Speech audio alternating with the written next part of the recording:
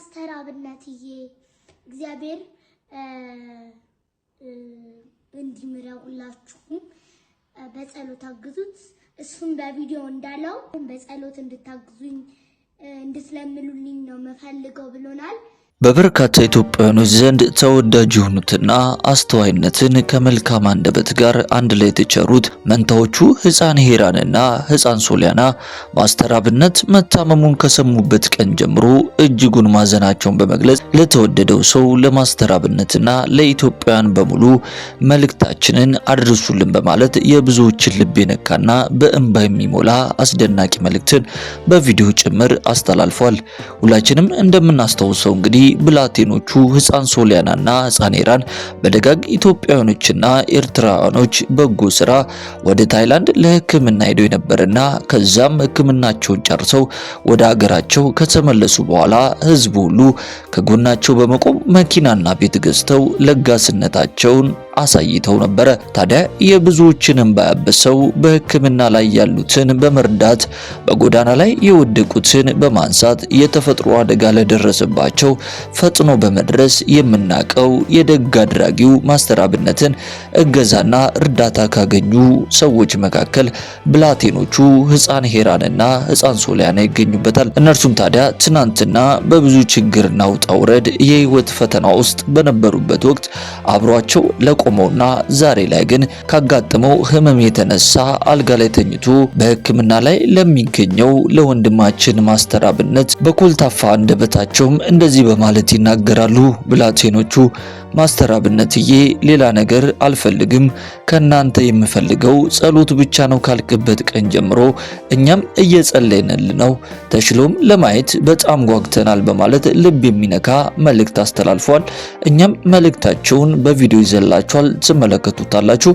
እናንተም ውድ ቤተሰቦቻችን ይህ ቪዲዮ ለብዙ ሰዎች እንዲደርስ ቪዲዮን ላይክ እና ሼር እንዲሁም ቻናላችንን ሰብስክራይብ ማድረጋችሁን አትርሱ እያለን እስቲ ብላቴኖቹ ሕፃን ሄራንና ሕፃን ሶሊያና ለማስተር አብነት ያስተላለፉትን መልእክት በቪዲዮ ተመልክተን እንመለስ።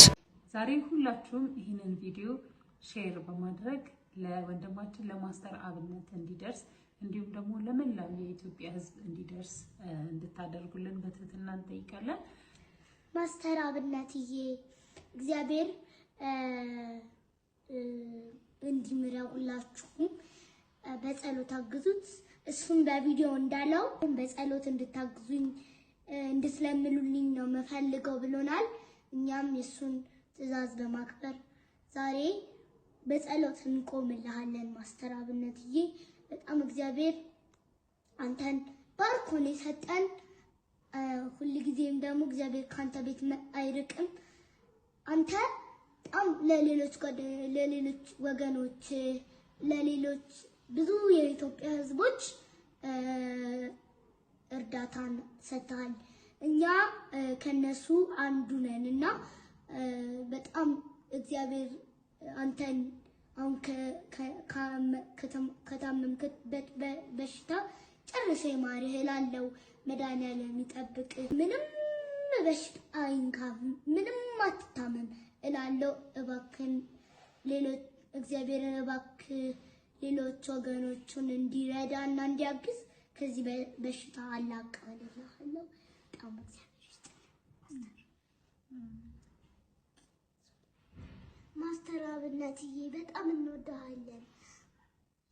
አንተ ለወገኖች ደራሽ ሆነህ እንደቆምክ ሁሉ እግዚአብሔርም ለአንተ ደራሽ ሆኖ ይቁምልህ። አንተን ከታመምክበት በሽታ ፈውሶ ወደ ነበርክበት ጤና መልሶ ድነህ ጠንክረህ ለሌሎች ወገኖችም ደራሽ እንድትሆን እግዚአብሔር ያብቃህ። ለአንተም ሁልጊዜም በምጸልይበት ጊዜ ጸልይልሃለሁ። ማስተር አብነትዬ በጣም እወድሃለሁ።